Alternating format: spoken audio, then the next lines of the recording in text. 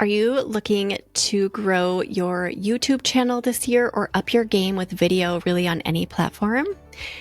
YouTube is growing, video is growing and becoming so much more important as we move through these challenging times in our industry.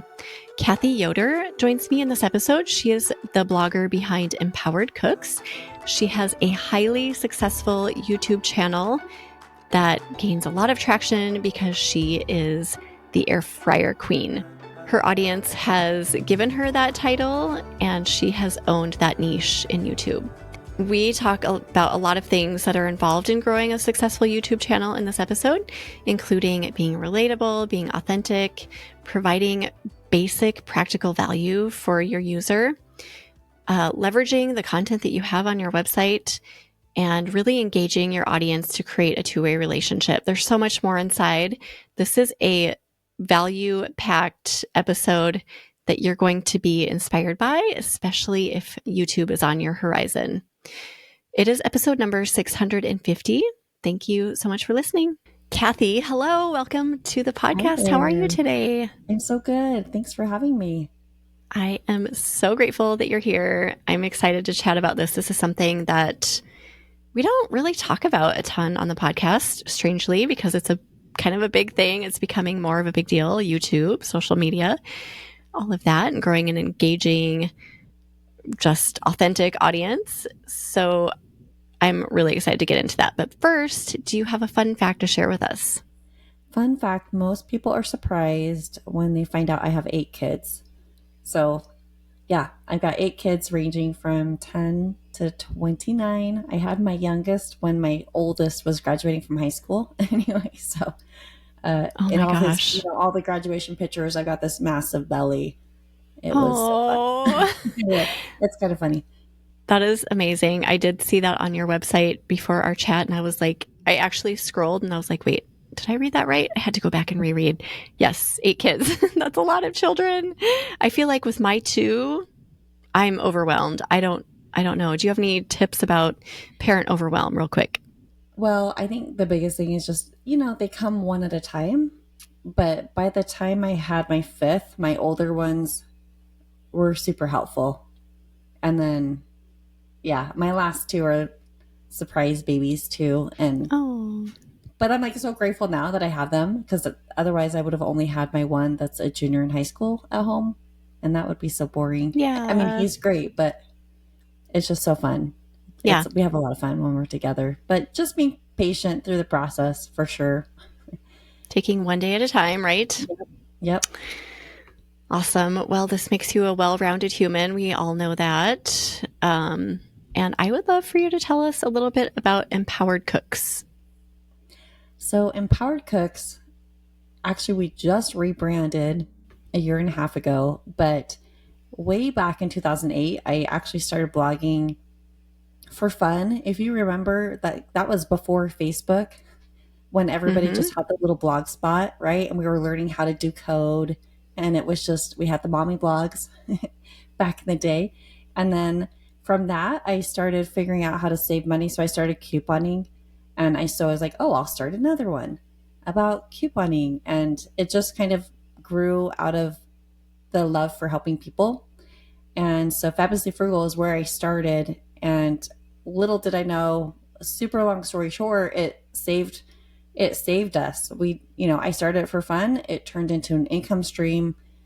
2008, 2009, that whole time of life was different, but kind of a big timestamp where the economy turned and my husband lost his job. And anyway, we almost lost our home, but just in the nick of time, the blog started making enough money where we didn't lose our home. Anyway, so that's kind of where it all started. And in the beginning, we didn't really know what we were doing back in those days. So we were just posting recipes because we were teaching people how to use the food that you bought. And, they were recipes with no pictures and, before Pinterest. Anyway, so it's morphed into this place where in 2020, I found myself, I had all these recipes. I also had my deals and Amazon things and things like that. Anyway, I had a friend that was like, you need to get on YouTube because I have all these recipes. She was like, go do food on YouTube. And I was like, okay. And she coached me through it. And I ended up just like the air fryer content is what really started to lift. And I was having fun figuring it out and sharing it. And it was different. And it was kind of this void on YouTube. I mean, there was content, but not really great content. So I just leaned into it.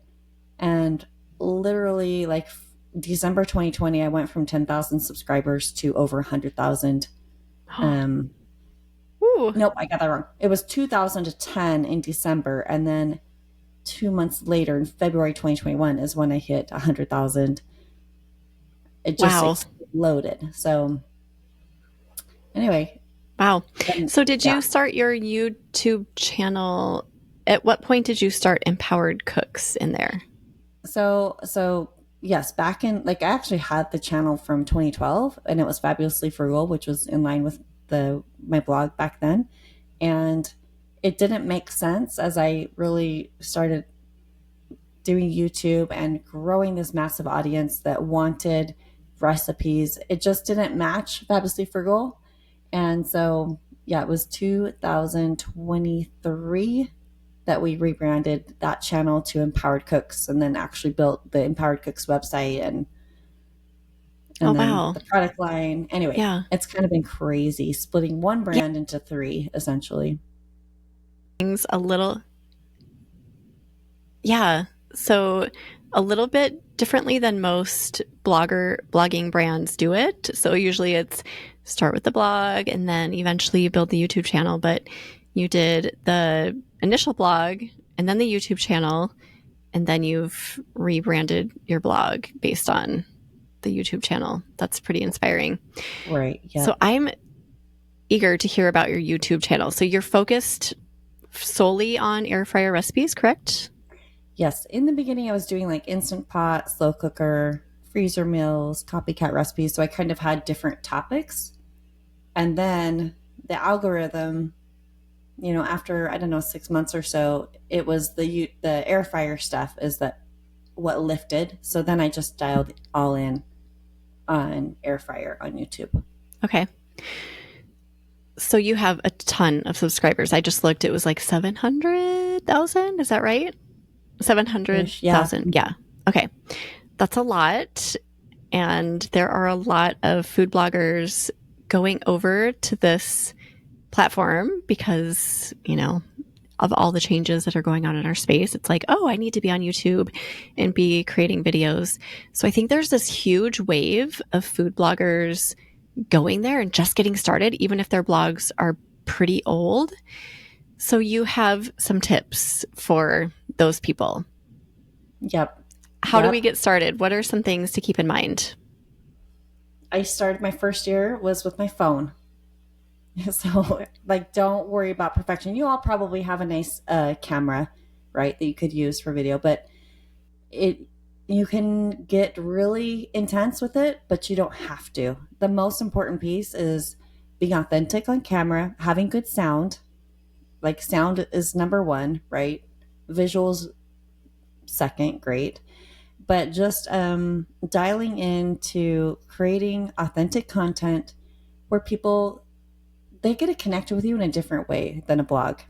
And even on Instagram, they come into my home, they know my kids, they see my kids taste test the food. I mean, it's just such a different relationship. And then they get a comment, and I've responded to every single comment, probably even after I had 100,000 subscribers, probably up until about 250,000 subscribers, I was still connecting and responding. Now I'm at the point where it's my mental space, right? I just had to break from it. So I would comment, I still do pop in there and read comments and respond occasionally, but in the beginning I was so plugged into it, and it makes a difference to hear what they want and their needs, and it's awesome connection. So if somebody doesn't necessarily have a honed in niche, but they want to get started with video on YouTube and social media, where do they start? Is it okay to start more generally, or should they find a specific focus? That is a great question. What I would do is, I mean, you've got to be in the umbrella of food if you're a food blogger, right? So, not necessarily, you got to teach the algorithm what you're about. So, you don't want to just have, I'm out shopping today, or this is how my kids make their bed, not being all over the place. You got to teach algorithm what you're about. So, what I would do is pick like 6 subtopics under your food and then just rotate through those different topics. That's essentially what I did. And it'll take a little time to teach the algorithm what you're about. But YouTube is fantastic at finding your people for you as long as they know who you're talking to and who you're creating content for. So having that dialed in and then just rotating through those, we call them buckets. My YouTube coach was a student of Daryl Eves, who does Channel Jumpstart. Anyway, she taught me, and then I ended up learning from him, but he basically teaches you have your different buckets. So from there, that's where you can kind of see, oh, okay, these 3 buckets are doing really well.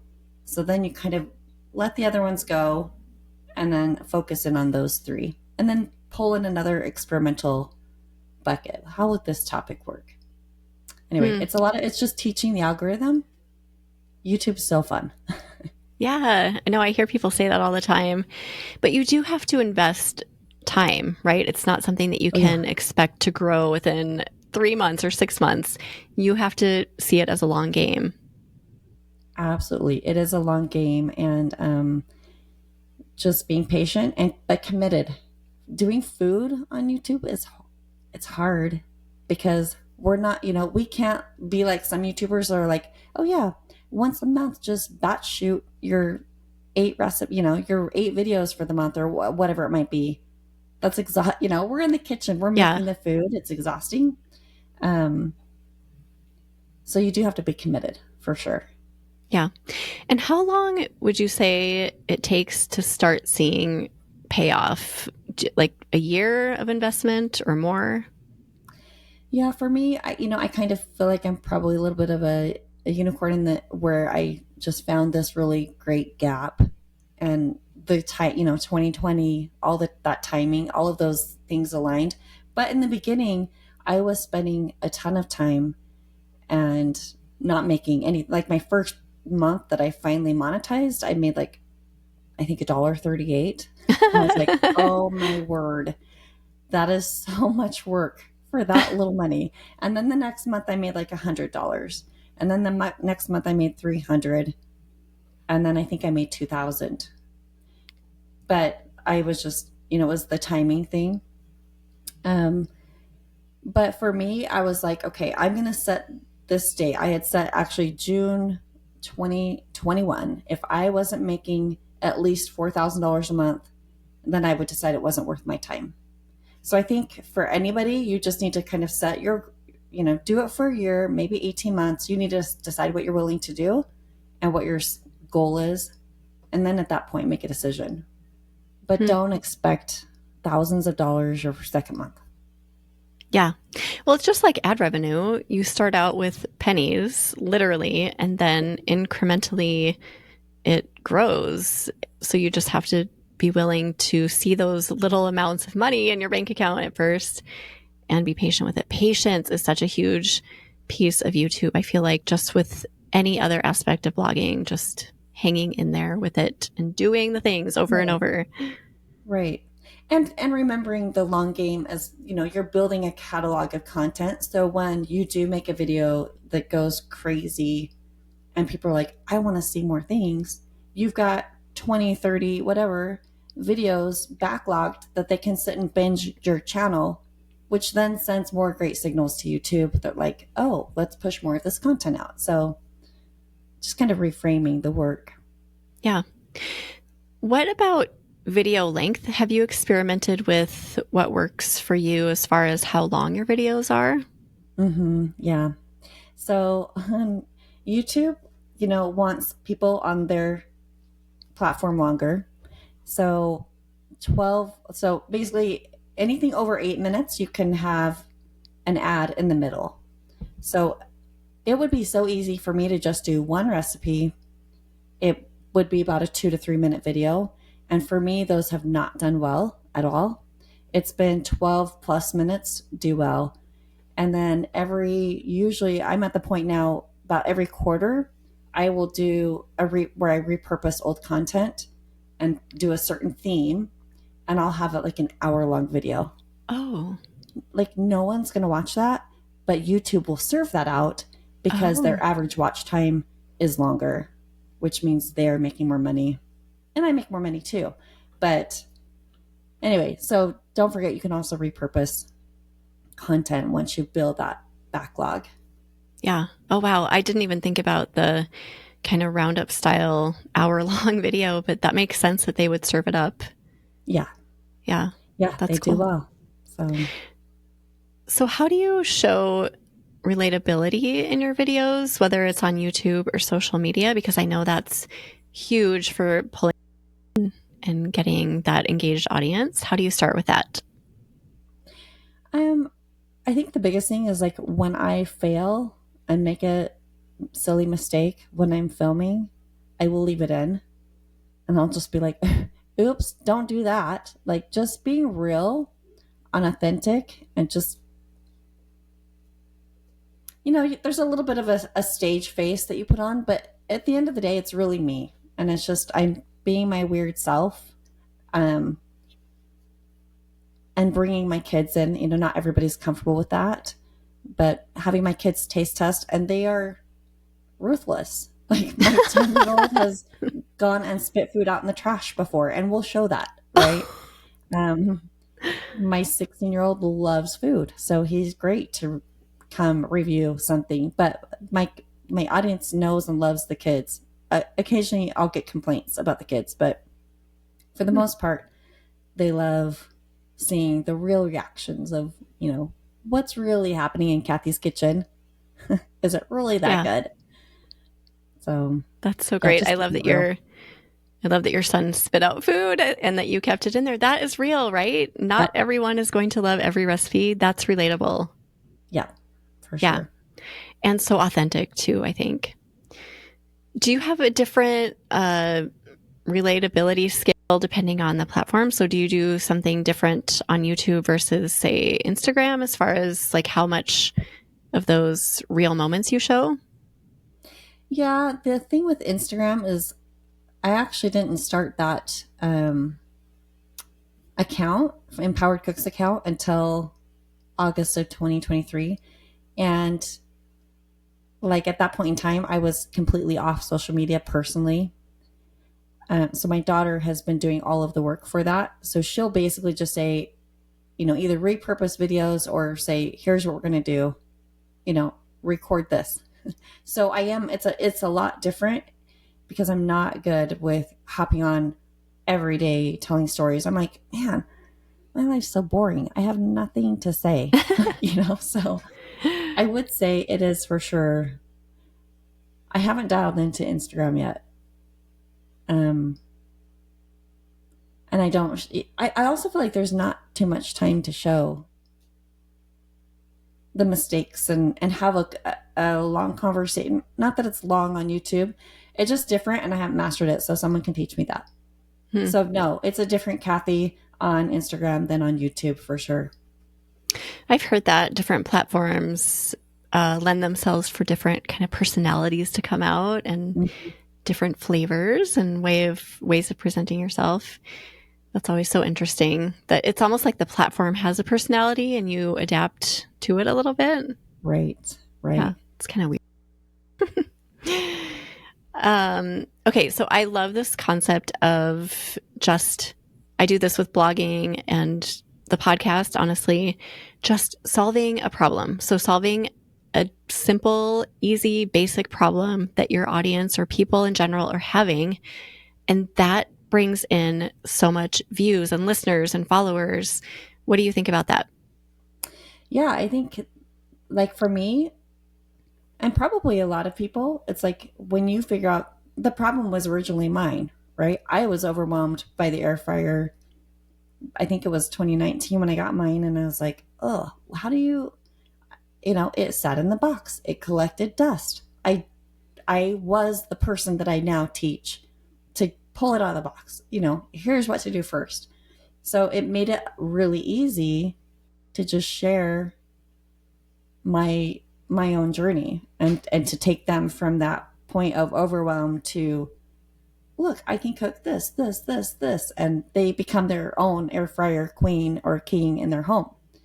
So yeah, I think that's the easiest way, is just to be the mentor you did not have. I love that. That's what I did with my Instant Pot years ago as well. I used it as a step stool in my pantry for 2 years, and Awesome. everyone I told that to was like, oh, horrified. Like, how could you do that? You're gonna break it. What are you thinking? Pull it out of the box. So one day a friend encouraged me to pull it out, and I went through this process of like, what do I do with this thing? I don't know what buttons to push. I don't know. These settings are so confusing.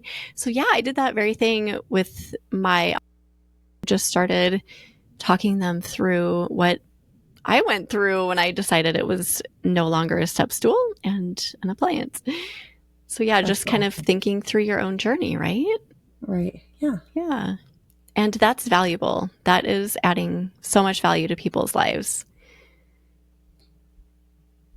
And then I have a question for you, Cathy, about existing content. You don't have to start a YouTube channel and put all new content out there. Can't you go back and repurpose a lot of the content that you've already created? Oh, absolutely. Yes. And I mean, so to be honest, my cookbook. So when I started doing YouTube and my people were like, we want a cookbook. And I was like, I don't know how to do a cookbook. What are you talking about? And they kept asking for it. And so I was like, okay, I can do an ebook. Right. So I did like 50-ish recipes in an ebook, and I launched anyway, but all of those recipes were already on my blog. I had all the pictures. It was just repurposing content and putting it in a usable format for people. And I was nervous. I was like, and I also wrote every recipe in my description, which is good for SEO when you start out on YouTube. Um, so it was all there. It's all over the internet. People can get it free. And I tell them, you can absolutely get it free, or you can buy it. It's all compiled here. Anyway, so I did the digital, and then within a month or so, a lot of my audience is older, and they were like, we want an actual cookbook. And it was scary. I was like, I don't know how to do that. And it took me about, I think, 7 months. But there again, all of these, I made the cookbook the way I wanted it. I was like, I want it spiral grounds. I want pictures in there. But not all of them. No, all of them are on my website. People So no one's appreciate that, complained. just repackaging it in Absolutely. one place where they can go to. Yeah, this is a hang up for so many food bloggers. They're like, why would I put something together that they can access for free on my website? Because you're packaging it in a unique format, and they don't have to search through, they don't have to look at ads. That is valuable.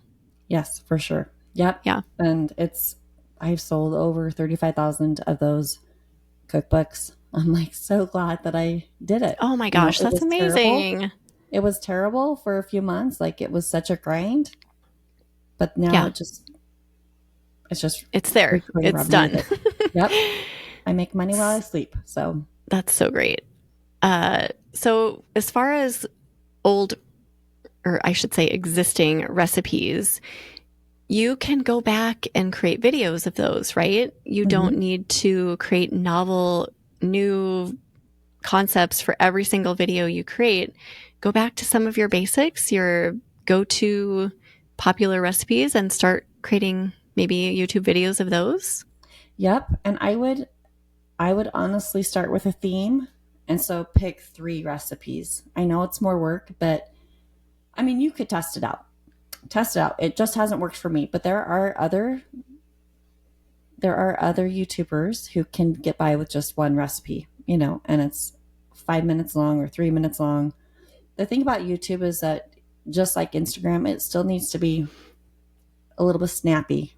Like they don't need to see you stir forever unless you're making the ASMR type videos where people do want to listen and hear you stir forever, and go through that process. But keeping the angles changing, just keeping it moving will keep people engaged. But Yeah. sorry, I was all over the place. Back to my point of pull Yeah. 3 recipes that kind of complement each other. Maybe it's a chicken or, 3 different chicken recipes or quick weeknight meals, whatever you choose. And then pull those together and see how they do. So kind of back to your different, like, I think you said 6 buckets, right? So maybe you pull 3 recipes per bucket and just experiment with it with your existing content. Is that a good strategy? Yeah, test it out. And then, but also a bucket could be top 10, blah, blah, blah. Mm. A listicle does really well. So, Okay. or yeah, you have to play with it. Yeah, play around, experiment. It's all about experimentation these days too, Yep. just seeing what works and then running with what does work. You mentioned earlier that in the beginning, and maybe even now, that you reply to every single comment. Mm-hmm. Do you still do that, and how important do you think that is when you're getting started? Yes, it's absolutely important. And in the beginning, you won't get comments. So you do need to ask a question and to create engagement. But I just remember sometimes, like even now when I respond to comments, some people are like, wow, I didn't think I would hear from you. Or they were like asking the other viewers a question and I pop on and answer their question. And they're just like, they feel seen and heard. And people deserve to feel that. So I feel like when you just serve the one and you think about the one person you're trying to serve, you actually will serve many. But focusing on that one, it's just really great with engagement, and it just also sends the right signals to YouTube that people are talking and you're talking back. And I've gotten a ton of great ideas from the comments. I'm like, oh, that's a great video idea. Yeah. Listening, right? Showing up and listening to what people are saying and actually following through. I used to be really terrible at that. Like people would tell me what they wanted and I was like, oh, good. But then I wouldn't deliver what they wanted.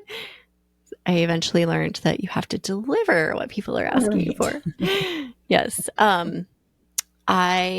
Okay. So the comments, now we're talking on YouTube, does that carry through to other platforms as well? Do you reply to comments everywhere, your blog, social media, Facebook, Instagram, and even emails?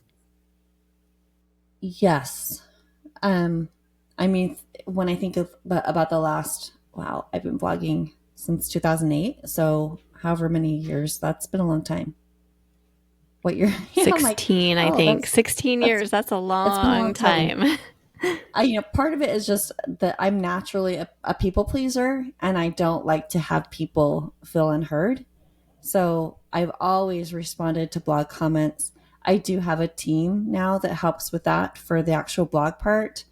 And like I said, my daughter runs my Instagram. So for my mental health, I can't be in all the places. So I'm fortunate enough now that I have teams to help me.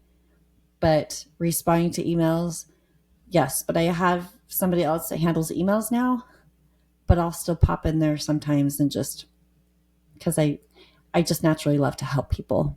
Aside from replying to comments, is there any other way that you build rapport with your people and maintain relationships? So do you engage in outside email communication or anything else? I don't know that I necessarily, well, I mean, I have my monthly membership where we do a monthly cooking with Cathy is what it's called. So I have a group that comes on there and we'll just make something once a month. Of course, that's a paid, they have to pay me to hang out with me, which sounds weird. That's okay. But a lot of fun. What's fun to do on YouTube especially is call them out, show a comment on screen and then respond to it. Or so-and-so taught me this trick. Thank you, blah, blah, blah. So just letting them know letting everybody know that I'm here and I see them and I'm a real person. Yeah. Do you do live streaming of any sort? I do. Yeah, usually around the holidays, I'll live stream more often. And the lives are so much fun. They're so much fun because, responding to comments real time. YouTube also has another function. If I have a longer video, I will premiere the video. So everybody watches it live the first time together, whoever's on, and we can sit and have a live chat. So that's a lot of fun to connect that way too. So engaging, right? Just having that live open communication. So it's not just you editing something that you present. It's like we're actually here together having a conversation, which is super valuable. Yeah. And that's the fun part of after creating content is like talking about it with people and seeing how it's received. Yeah. I get so lit up when I like this communication right here is so invigorating versus if you and I were to send an email back and forth, it would be great to talk to you Right. over email. But it's so different. When I get off of these calls, I just feel like we engaged, we made a difference, we added value to the world. It's so important that we all find ways to do that in our businesses, I feel like. Yeah, especially when we are more isolated working from home. And yeah, the real life connection is fun. It's so fun. So we talked a little bit about finding your niche on YouTube. Do you have any other tips on that? And how important is it to find that niche? Well, again, it's just teaching the algorithm what you're about. So I think I mentioned before, I actually started the channel in 2012. So I had some funny little product reviews of my kids riding some bikes. And I had one sponsored video I did for a store. Anyway, so it's super random things. And as people were coming and starting to find, I think it was my air fryer donuts that was the first one that did well. And then YouTube then pushes out more of my channel content, and people are going to see, what, wiggle cars, wiggle scooter, what is this about? I thought this lady cooked food. So I unlisted all of those things that were not relevant. And literally within a week of pulling those things off of my channel, I don't know if that's exactly what it was, probably combination of things, but it just helped my channel more because it made my content less confusing. So just think about, what do you already have out there? What are you creating? Is it going to be relevant for somebody that finds you? Are they going to care about these other things, or are they actually going to be confused? So you really have to just think about the person that you're serving, and that also will serve the algorithm. Yeah, that it goes the same. The same thing goes for your blog. I feel like when you get rid of that stuff, that content that doesn't necessarily relate to your niche, that suddenly this weight is lifted from your blog and you're able to shine and be seen in so many areas. So it sounds like it's the same thing right with YouTube. Yep. Yeah. Is there anything that we're missing? What else do people need to know if they want to get into YouTube and grow this part of their business, or even social media? Anything to mention there? Well, I think just being kind of like what we talked about earlier, being committed to it. I would totally film 4 weeks of content. When I started out, I was doing 2 uploads a week. And then when fall of 2020 started, remember, like, school at home? Yes, the weirdest thing ever. I cannot do this. Yeah. And film twice a week. And I was editing as well. So I went down to 1 a week, and that was fine. But in the beginning, just if you can do more frequently, it's not so much for YouTube, it's more for you. Because if you go look at my first videos, you can go sort and see my oldest video. I have my head cut off sometimes. I'm looking at the viewfinder instead of like the camera. It's ridiculously terrible. But that's how you learn, right? You learn and then you watch it and then publish it anyway. And just like fail faster. That term, fail faster. Just go. Start creating content. It'll get better. You'll never be as bad as your first video. Right? It'll be boring and terrible, and so trying to hit perfection in the beginning is not going to happen. So just publish. That is a hang up for so many content creators, the whole perfection thing. Like, it has to be perfect. It has to be just right. Oh, yeah. It is never going to be just right. And you're giving yourself an opportunity to look back someday and see how far you've come. That's how I always try to think of it. But yeah, just put it out there, even if it feels ugly and messy and weird. Just do it. Yes, absolutely. Just Yeah. I think Mr. Beast even has he's got his original videos up still that are terrible. That's what my boys have told silly. me. They've said that, I haven't watched them myself, but they've said that they're absolutely terrible. And just, I think that's great that he wears that as a badge of honor, that yes, this is how far I've come. Look at me now. That's wonderful. Yes. So YouTube is for anyone. If you are a food blogger, you're creating food content, do you believe that anyone can get started with this? Oh, sure. Yes. It's just, can you, I feel like I'm repeating myself, just be committed to it. So, I think I started to say create a backlog. So before you even start publishing, have like 6 videos ready to go and then start releasing them, and just pick, whether you, even if you're just doing it weekly, pick one time. For me, I go Saturday mornings because people are more at home on the weekends. So I get more views on the weekends. Yeah, and there's a whole lot of other things, but just starting there and picking a time and just being committed to it. I didn't miss my first upload, I think, for a year and a half. Like my most popular video, it was like 15 things you didn't know you could cook in the air fryer. And I slowly worked on it, and I was set to publish it in February 2021, and my family got COVID, and I wasn't done with the video. And you will see me in that intro video. I was so sick with COVID, but I put my makeup on and just like sucked it up and faked it to the camera.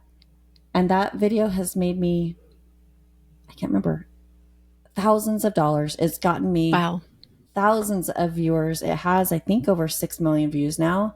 Wow. But it was like, if I just would have given up and not made that video, like, you just don't let things stop you. Yeah. Just you have no idea how many interviews I've recorded that where I've been sick or I've just been exhausted or just not feeling it. And I get done and I'm like, I don't know how I did that, but I'm so glad I did, because then I would literally never record an interview if I was top notch, feeling the best every time. It's just not realistic. Right. Yeah. Waiting for the perfect just moment. do it. No, it's never going to happen. It never will happen. Well, I'm super inspired by this chat, Cathy, and I know others are going to be as well. This is a huge thing this year and beyond. Video, YouTube, making video for social media, all of that, I think, is going to just become more and more prominent in our space. So thank you for bringing your value and expertise to the table. We so appreciate all of this. Oh, thank you for having me. I love sharing. Yeah. Do you have either words of inspiration to leave us with? Yeah, something that I became my mantra, because I also am a recovering perfectionist, is that something is better than nothing. And it kind of goes with what we spoke to earlier. Just start it. Just do it. If you're waiting for the perfect, it won't show up. So it'll be nothing. So just start with something and it'll get better. Yes. The greatest advice ever for a blogger. Just get started and keep going. Love it. Well, we'll put together a show notes page for you, Cathy. If you want to go look at those, you can head to eatblogtalk.com/empowered cooks. Tell everyone where they can find you, both on your blog and your YouTube channel and elsewhere. So if you go to empoweredcooks.com, that will link to, it's like my hub. Also on YouTube, Empowered Cooks, or even better for the algorithm, right? Go search air fryer recipes, find one of my videos, then watch it fully. Perfect. Then subscribe. But yeah, that empoweredcooks.com gets you to where you need to be. Awesome. Everyone go check out Cathy's channel. It's amazing. You will be inspired after you look at it. So thanks again, Cathy, for being here. And thank you for listening, food bloggers. I will see you next time. Thank you so much for watching. If you enjoyed this topic, be sure to watch the video shown on the screen. See you next time.